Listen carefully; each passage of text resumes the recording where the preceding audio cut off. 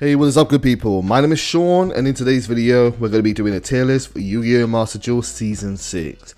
I want to start off by saying that Yu-Gi-Oh! Is a diverse game with many different decks. Those which have made this list are based on tournament results. However, there are many powerful strategies yet to be popularized. Play what you enjoy playing the most. Now, before we get into the actual tier list, I should point out that we've had a massive update to the game in the previous season of this game, and that came in the form of the May 9th update. We saw an update to the ban list of the game, with many decks that were popular in the game at the time receiving a slight but not an insignificant nerf to their decks, just so that people would try out other different strategies and see what they are like instead of just playing the same deck all the time. This has had a very healthy effect on the game, where those powerful strategies are still quite popular and still can do very well, but maybe other people are now experimenting with different strategies and trying out some of the newer stuff that's been added to the game. Some of that stuff includes a brand new structure deck in the form of Cybernetic Successor, a structure deck which added legacy support for the Cyberdark archetype, an archetype which was much beloved by those who were fans of Saiyan Truesdale from the Yu-Gi-Oh! GX series. We then had the set of Fusion Potential, a pretty much overall underwhelming set that focused on reintroducing older fusion based strategies to the game so that people had something to play for the Fusion Festival and didn't necessarily have to go find it and had it all in one place. Overall, the set didn't really do much competitively and was just a set of older cards, but one set that definitely had a significant impact in the game was Refined Blade, introducing one of the most dominant and most game-changing boss monsters ever to be released in Yu-Gi-Oh! With Destiny Hero Destroyer Phoenix Enforcer. It also introduced two brand new archetypes in the form of Sword Soul and Punk, and both of these decks have been experimented with and tried out significantly in the new meta. If you want to see what the previous meta ban list was like, there is a video of me going through the ban list on my channel, but here is a quick glance and a quick look at it again, and we see that there was a very even spread of Yu-Gi-Oh! Decks in the game at the time. Between now and then, I've had to change the way that I've structured this tier list by changing it from being tier 1 to 5 to tier 0 to Rogue. The reason why I've done this is because there is a deck in the game right now that is significantly outperforming every other deck right now. But it doesn't mean that the other decks have necessarily become weaker. They're pretty much as strong as they were before, if not even better than they were before, because people are now trying them out more often. But this deck is just insane right now. So, without further ado, let's start off with the ban list, start with the tier list, not the ban list, and talk about what's going on in Yu-Gi-Oh! Right now. And we're going to start off with Adamancipator, doing this in alphabetical order. Adamancipator is a rock-based synchro strategy that has been one of the most dominant decks in the game. It saw the most amount of nerfs on the previous ban list from May 9th, and so people aren't really playing this deck as much as they used to. I feel like Adamancipator has been able to top a couple of tournaments. It has managed to get top 4 in several tournaments. However, I feel like a lot of people are beginning to feel that this deck kind of tries to achieve what other decks do more consistently and better, and that is being a synchro link based strategy that tries to put out a lot of boss monsters onto the field. And right now, Adamancipator may not be the best choice for it. However, the deck is still very strong and very powerful, and as we go through this meta, it may start to see that the most popular strategy becomes the most dominant, and people may start to reflect towards and adapt to it. So there is definitely still hope there for a deck like Adamancipator. I didn't point out before, but I want to point out that this tier list is being made with all those changes only being just over 20 days ago, which means that people, especially the top tier players in the game and the most professional players in the game, are still experimenting with the different strategies. So what's working really well right now may differ in a couple of weeks time, as we're still very early into it, but we're starting a brand new season, so we have a brand new tier list. Moving on, we have Cyberdark and Cyberdragon. Cyberdark and Cyberdragon. Cyberdragon is of course one of the most beloved archetypes in the game. It just constantly comes back. Anytime you have a breath of fresh life added to the game, people like to go back to Cyberdragon and experiment with it. And then of course we've had the Cybernetic Successor structure deck and people trying that out. Both of these decks managed to top a tournament, getting top 8 at tournaments, so that's pretty good. And I think it just goes to show that player skill accounts for so much more than just what a deck can do on its own. And I'm assuming that whoever was the players that were able to top with these decks were people that know these decks really well inside and out, but are also really familiar with the meta, and therefore they have a good understanding of how to counter the meta. And so these decks, it's really cool to see that these decks are pretty much re-entering the meta for what's been a long time. Moving on down the list, we now have Dinosaurs, and Dinosaurs are going into tier 2. Dinosaurs have been really good. Dinosaurs managed to win a tournament recently and also top several other tournaments. Dinosaurs always do well in an undefined meta, as they are a very powerful going second strategy. And in a meta which is very much a monster focused meta, that people are trying to put out boss monsters onto the field on their turn 1 or their turn 2. Dinosaurs love that because they love crushing over monsters, as they have many different options to shut them down, such as Kaijus, Ultimate Conductor Tyranno, Miscellaneousaurus, and then also they have their things like True King monsters and the ability to go into VFD. There's a lot that a dinosaur deck can do, and in an undefined format like this, it doesn't surprise me that we're seeing this deck doing very well on a competitive level. So shout outs to the dinosaur players out there. Another deck that is also doing quite well right now is Dragon Link, and Dragon Link also managed to win a tournament. Dragon Link managed to win a tournament and has topped several other tournaments, making top 4, top 8, and top 16 at other tournaments. It's a very good strategy. It's a link-based, synchro-based strategy, and with there being a whole load of new synchros being added to the game in the past couple of months, it doesn't surprise me that this deck is doing really well. It's very flexible in the way it can play, and it can be a full-on combo deck, or it can be a mid-range deck when it wants to be as well. And because it's based around dragons, the deck pretty much is always going to be around, because dragons are very popular in Yu-Gi-Oh! And they have a lot of support, so it's not just a simple case of just banning certain cards. But Dragon Link are doing very well right now, so good job to Dragon Link. On the flip side, Dragon Maid are not doing so well, and since about, I want to say season 3, season 4, they've done, they started off really well in Master Duel, but slowly and surely they have gone down from being tier 1 to tier 2 to tier 4, and now they're going down into Rogue. They're just not really doing much. They have managed to top a tournament, which is good. Any deck that can top a tournament is a good deck. But other than that, Dragon Maid is kind of slowly dying out. And so I'm afraid to say this deck is not doing as well as it used to be. It's still very much a popular and beloved deck. And one thing that it is going well for this deck is that this deck is very good for festivals that are based on an extra deck strategy, because Dragon Maid doesn't really have to focus on their extra deck. They have some good extra deck monsters in the form of their fusion monsters, but they don't have to use them in order to be good. So they can play things like the grass is greener, do a 60 card version, and then they have a lot of tools in their main deck that get the job done. So I foresee people always using this deck for things like rogue fun strategies like festivals, but competitively right now, they're kind of dropping off. So I wouldn't be surprised if we see them leave the meta in the next tier list. Now, one of the biggest tragedies and one of the biggest upsets has been the change to Drytron. For those who are not aware and maybe are seeing their first ever tier list on my channel, Drytron has been one of the most dominant decks in the whole of Yu-Gi-Oh! Master Duel's life cycle so far. And now, with the previous ban list changed and the brand new cards being added, this card has been dropped down from being the most dominant deck in the game in tier 1 towards being about tier 2. Drytron is just not being played as nearly as much as it used to be. A lot of people that are playing this deck have moved on to other stuff now, and it's still very powerful. It did see Ben 10 get limited to 1, so it can't abuse that card as much as it used to be able to, but it's still got a lot of powerful cards, and while it's not going to be as consistent as it was, it's still very good.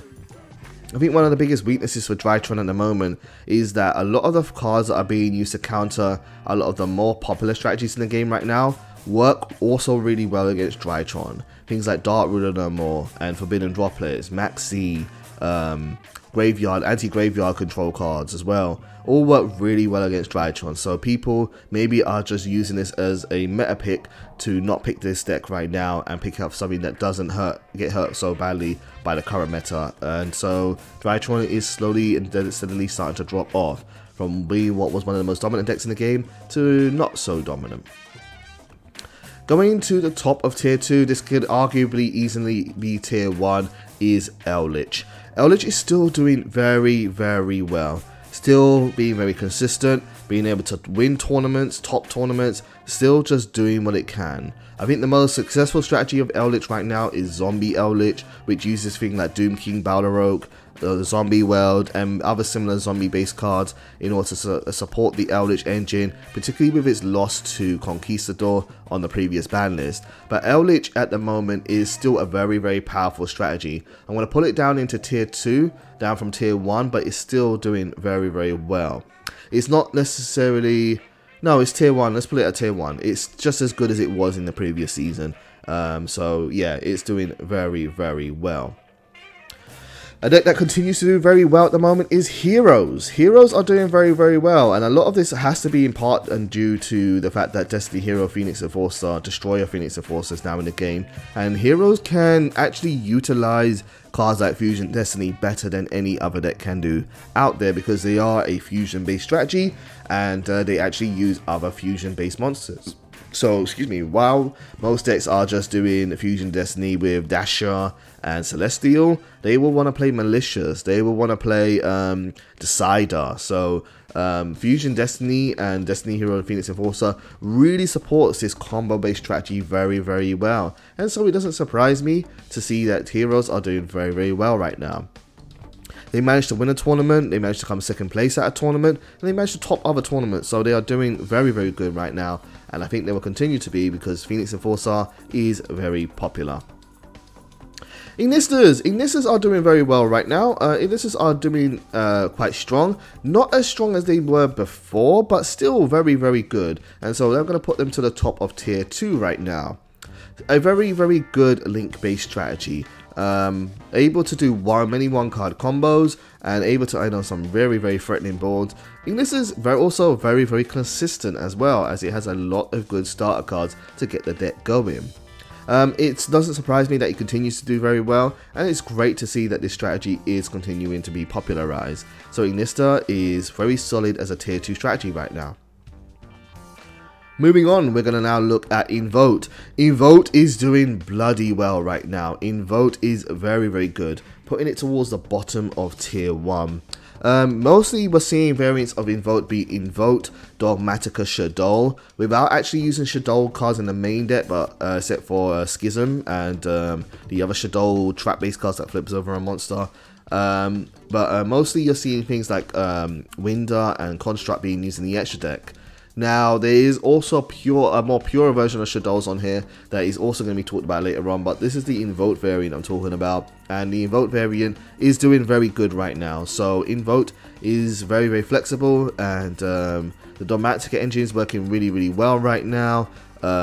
Especially against many extra deck based strategies, Dogmatikas work really well. They're also light based monsters, so they lean nicely into the Shaddoll and Invote archetypes respectively. So yeah, Alistair is killing it right now, doing very, very good. Another deck that continues to do very well and is also a, but not necessarily as good as last time, but it's still quite good overall, is Kaiju Kaguya. Kaiju Kaguya, also known as Going Second More in the West, is a strategy that uses a lot of high level monsters, mostly level 8s, in order to flood the field and go second and break people's boards. Along with things like Lunatail, Fairy Tail Luna, it's also a very competent deck and it can be very, very oppressive and annoying to deal with. Alongside Dinosaurs, both decks are very good at going second and breaking boards, and Kaiju Kaguya was able to win at least 3 different tournaments in my analysis, so it's doing very, very good. But hasn't really been represented as much as it was before, so it's not quite a tier 1 anymore, but it's still a very, very good strategy. Next on the list we have Cosmos. I was very happy to see this at the bottom of row tier, but still managed to enter in the meta. Cosmos are very, very cool. I love Cosmos. They're a Star Wars themed archetype that has been that used to be a tier 1 deck in the game and is got a very, very solid main deck that doesn't really rely on the extra deck. They can be quite flexible in the way they approach, but their main deck can also be quite packed. But yeah, someone managed to top a tournament with Cosmos, which is really cool to see. This deck is also really good for things like fusion festivals and so on, because it doesn't need an extra deck in order to play really well. So yeah, cool. Shout out to Cosmo players out there giving this deck some new life and experimenting with it. So that's really cool to see. Another deck that's entering the meta is Live Twin. Live Twin is going to be down into road tier, more towards the top of road tier, but managed to top a tournament also. This is really cool. The VTuber archetype can do a lot of cool stuff and does a lot of little burns here and there. But then it can actually, when they're allowed to, go off and pop up into some really frustrating boards to deal with. Yeah, I don't really know too much about Live Twin myself, but I was pleasantly surprised to see that someone was able to top with this, so it's really cool. And if anybody would like to see the deck list for that, leave a comment down below, and I will be uploading deck lists of any of these decks that you want to see to my channel over the next couple of days. So stay tuned, and good work on those who are enjoying playing Live Twin. Madolche is also doing well as a road, just under Emancipator. Another really popular Xyz based strategy. Xyz, it's also got a link now as well. And yeah, Madolche, just a good kind of level 4, level 3 mid-range deck. Can do some very annoying things and managed to top a tournament, coming second in a tournament, and also top another tournament. So it's done very well in order to do that. And yeah, good to see Madolche doing solid. It's great. This deck is quite old now, but people love coming back to it, and those who know this deck know it really well, and it can catch a lot of people off guard because a lot of people just don't see this deck very often. So it's kind of cool to see that Madolche is doing well. Next on my list is shouldn't be that deck there. Oh yeah, we're doing it in alphabetical order. I see. That makes sense. The next deck on my list is Orcust. Orcust, one of my favorite decks of all time, and is actually now climbing up the ranks towards tier 2. And Orcust is just going to go in front of Dinosaurs. Orcust was able to win a tournament. I was so happy to see that because I've been playing Orcust in online ranked right now, so maybe I'll share my deck list with this as well, as I feel it was very similar to the tournament winners deck list. But Orcust is pretty good, particularly with Destiny Hero, Phoenix Enforcer now added to the game. Orcust loves using dart monsters, and any kind of engine which can support it in being able to abuse effects like Dingersu's protection effect, where Phoenix Enforcer can pop a card in your field but not actually destroy something thanks to Dingersu's effect, is really cool to do. It can also be mixed with things like Phantom Knights as well, doing a mini Phantom Knight engine to get double Fogblade on the board, so it has spell and trap negation as well as not just relying on monsters. It can be a little bit bricky sometimes because it does play a whole lot of high level monsters in the main deck, and it can be vulnerable to hand traps sometimes, the same hand traps that work against the more powerful strategies in the meta right now. But when Orcust gets going, it gets going hard. So I'm glad to see Orcust doing well. Managed to win a tournament, came second in a tournament, and top other tournaments as well. So yeah, I'm very happy to see it rising up to tier 2, because I thought Orcust was gonna kind of die out altogether, but nope, it's doing very well. Bringing us to the next deck on the list is Phantom Knight. I will come back to Tri Brigade Lyrilisc. It's gonna mean it's a Tri Brigade. I'll pop it down here. Phantom Knight. Phantom Knight's really good. Phantom Knights are solid. Phantom Knights, since this inception of the game, have been just a good, solid kind of tier 2 pick, and they continue to do so here, bringing us towards about the top of tier 2. They're very comparable. In fact, I want to just check the point. In fact, they're very close to performing as well as Invoke in terms of their strategy, and so they could easily go up to tier 1, but they're just very good overall. Phantom Knights managed to win at least 3 different tournaments, managed to top several other tournaments, and they're just doing very good overall right now. They have great boss monsters, they've got an incredible engine combining loads of level 3s, and they're utilizing things like the new punk monsters as well as a little level 3 engine in order to supplement their own really good monsters, along with their yo-yo monsters and their Burning Abyss engine as well. This deck is very solid, and also with auto win conditions and things like Rongo Miniad available to them. It doesn't surprise me that Phantom Knights are doing very well. Another deck that's also doing well and is going to hit tier 2 is Prank Kids. Prank Kids is going to go down. I've got this out of order a little bit. Let me just make sure I've got this right. We should have Lunatail underneath Ignista. Dragon Link should be higher than Ignista. And Prank Kids is after Dragon Link. Yeah. So, Prank Kids also doing very, very well. Prank Kids are going to continue to do well for many, many months. If we're going to go by the results of the TCG and the OCG, Prank Kids are not going anywhere for a long time.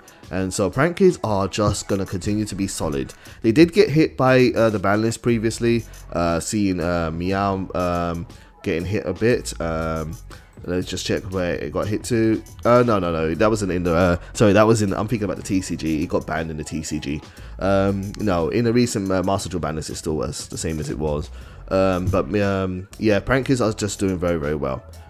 Overall, still really strong. They managed to win tournaments, top tournaments, so they're doing very, very well. One thing that surprised me with this meta list is that there are a lot of decks managed to win tournaments right now. So that's also really, really good, showing how diverse the game is. Speaking of which, Salamangreat Great, bottom of tier 2, but still doing really well. Salamangreat Great continues to climb. I think Salamangreat Great last time, where it was Salamangreat Great, I think they were tier 3. Yeah, tier 3. There's our our Sunlight Wolf, and now to the top of tier, to the bottom of tier 2. This deck is always just doing really, really well. It works really nicely with things like Phoenix Enforcer. It's just a good fire mid-range strategy. It can utilize Ash Blossom quite well from other people's graveyards, taking advantage of the fact that you know people are going to be playing that card.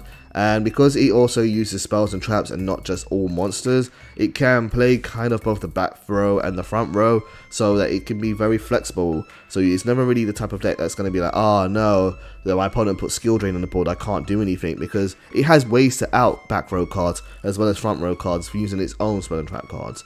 So yeah, Salamangreat Great's doing very, very well right now. Managed to win a tournament and top others, so in a solid position.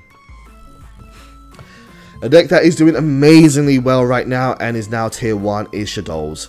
Shadows are phenomenal right now.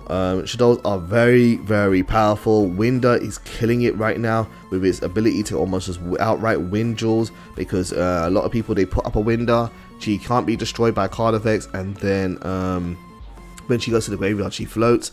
But a lot of people need to go into the extra deck in order to be able to get rid of her. But a lot of those extra deck based strategies can't play through her effect, where she makes it so that both players can only summon once per turn. With things like Schism being available, this deck there's also a searchable way to access Winder, and a way to use it during your opponent's turn, whilst also removing a dark monster on the field if you want to.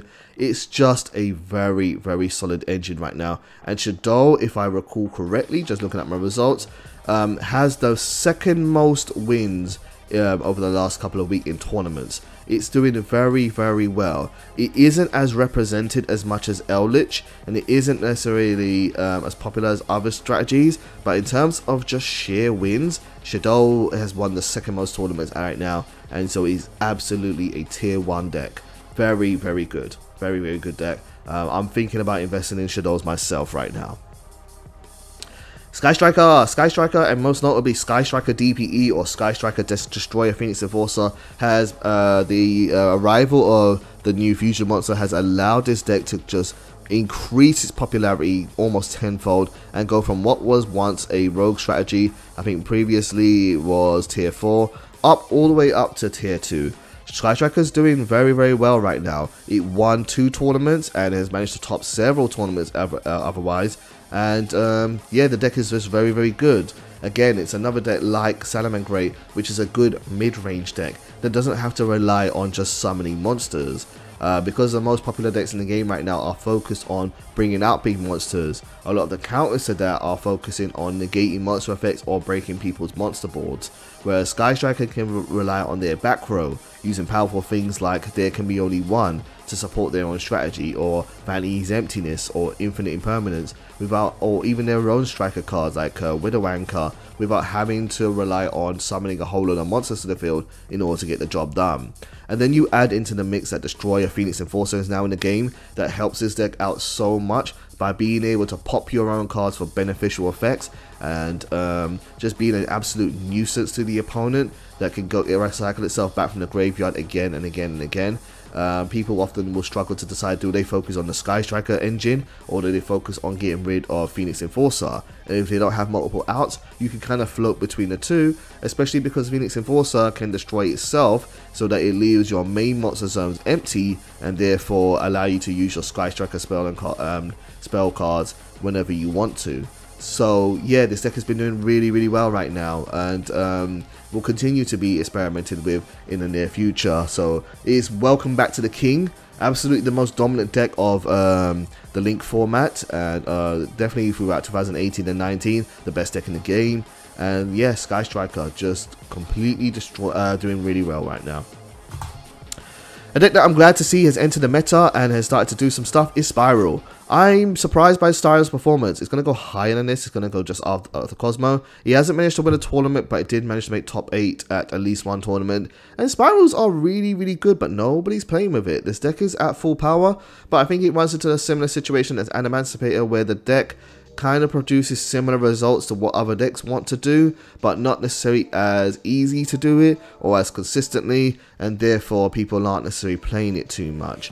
I can't speak for sure, but the deck is just not seeing a lot of representation in tournaments, but I think this deck is really powerful, and so I'm eagerly awaiting the day where people start to notice that this deck is in the game and people are starting to play it a lot more, because Spiral is very good. Very good right now. Speaking of very good, we're on to the tier 0 deck, and that is Sword Soul. Sword Soul is incredible. Sword Soul is the best performing deck I have ever seen in Yu-Gi-Oh! Master Duel. In terms of sheer performance, it's the most popular deck in the game right now, and it is the most successful deck in the game right now. Even Drytron, when it was in its heyday, which had a bit of a power gap between itself and the other top tier decks, is nowhere near compared to how much of a gap there is between Sword Soul's performance right now and other decks' performances in the game right now. That is because it is the hot new strategy, and a lot of people want to learn and experiment with it and try to understand the deck by playing it, and this definitely will change over time. As people start to get a bit bored of the deck, it will definitely climb down, and I definitely see this deck kind of being on the same level and par with other tier 1 strategies. But right now, this deck is just everywhere. And as I said at the start of the video, I couldn't allow myself to put this deck at tier 1 on the same tier as other decks, because there is just such a huge gap between the way that Sword Soul is performing and other decks are right now. So at the moment it is tier 0. I do expect that will change, but right now Sword Soul is just doing very well. I'm playing it myself. Sword Soul is very good. It can put out a boss monster negate almost immediately in the form of Baron de Fleur. It can be very oppressive. You can play it with Synchrons in order to do the Auroradon engine. You can play more Tennies, you can play Yang Zings. There's a lot of flexible ways that you can play this worm-based archetype, and it's just doing very good. It's a very good deck. It can play almost like a combo deck and put a whole lot of monsters out, or it can play a mid-range deck and rely on things like Black Soul in order to destroy cards on the field. So yeah, Sword Soul is just solid right now. Synchrons are doing really well too. Synchrons are gonna go and hit over here. Synchrons are just above Tri Brigade. Yeah, not too much to say. They managed to top a tournament here and there, and so they got a little bit of a presence. But yeah, good to see that Synchrons are doing good. Obviously they had a lot of support with the not the last pack, but the Beyond Speed pack. Saw a lot of support for Synchrons, and so there's still some kind of like overflow from that.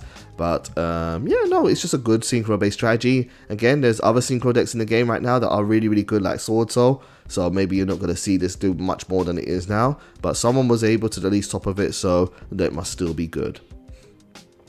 Onto our first tier 3 deck, and I know that's been a while since I haven't done any tier 3 decks right now, and that is Thunder Dragon. Thunder Dragon's doing really well, just really good right now. Topping tournaments back and back, forward and center, just doing very good overall in terms of performance. Has great scores, and isn't necessarily one of the most popular decks in the game right now, but it is doing very well. I think Colossus is very noteworthy right now, as there's a lot of decks that like to add cards from the main deck to the hand right now in the most popular strategies, and therefore if you can get Colossus out first turn, you can almost auto win unless they negate it somehow or get it off the board. so it's really good for that. But then it has other good engines such as the Chaos Dragons and Titan and other high level monsters that you can throw in there as well. So Thunder Dragons are pretty good. Good to see them still performing really well. Moving on, we've got two Tri-Brigade decks. We've got Tri-Brigade Lyrilisk and Tri-Brigade Zoodiac. Tri-Brigade Lyrilisk is tier 3. Again, another deck that's still performing very well.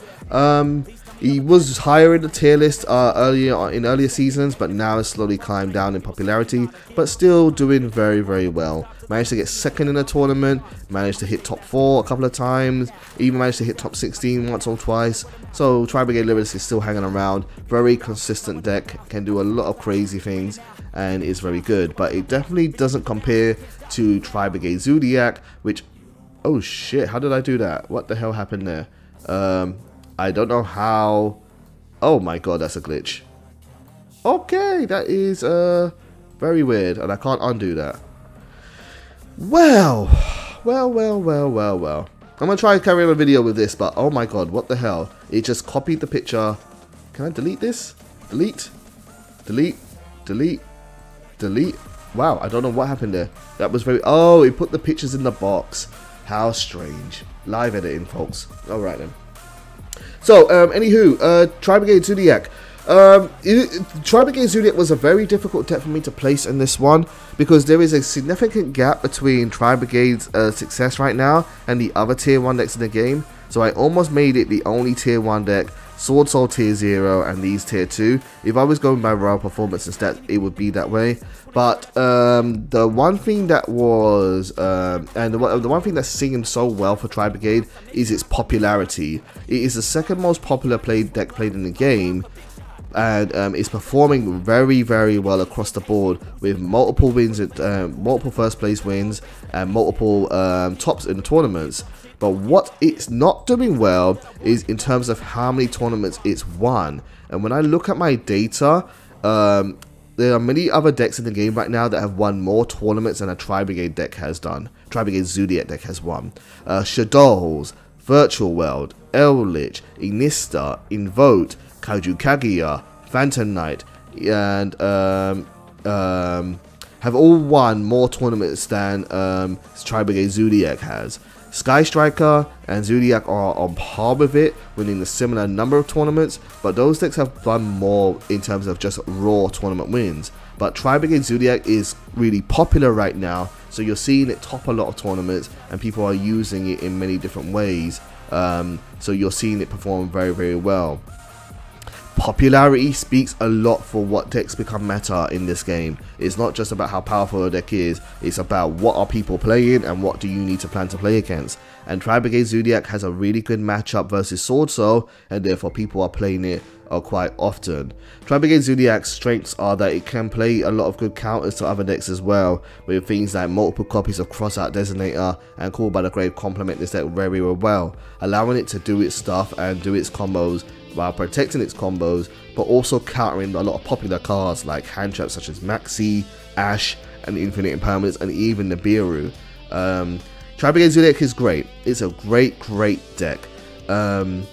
Just right now, it's being played so much because I think people that don't want to play Sword Soul are choosing to play Tri-Brigade Zoodiac, and therefore that's what's contributed to its success. But there are definitely other decks in the game right now that are able to compete on par with it, so I'm going to pull it at tier 1, even though I'm looking at my notes here, it should be tier 1 by itself and the other should be tier 2, but hey, it is what it is. Next on the list we have is Unchained. Unchained is Rogue, but more towards the top set of Rogue, so I'm going to be on the Live Twin. Yeah, it just managed to top a tournament. Nothing really too special to say about it. It didn't win a tournament or anything. It came second, which is pretty good. But Unchained is yeah, just a really fun archetype, and so it's good to see it doing some stuff there. Virtual World, as you probably heard me describe, has done very well in the current format, and is still doing very well despite seeing a slight hit on the previous ban list. And you know, it's still one of the better decks in the game. It's just a little bit under Eldritch, but it's on par with Eldritch, Virtual World, and Shadows and Invoke. They're all kind of similar in how they're performing right now, so they're all very good top tier strategies. And then for the last two decks we have is Zefrath. Zephyr is doing very well and is towards the top of tier 3.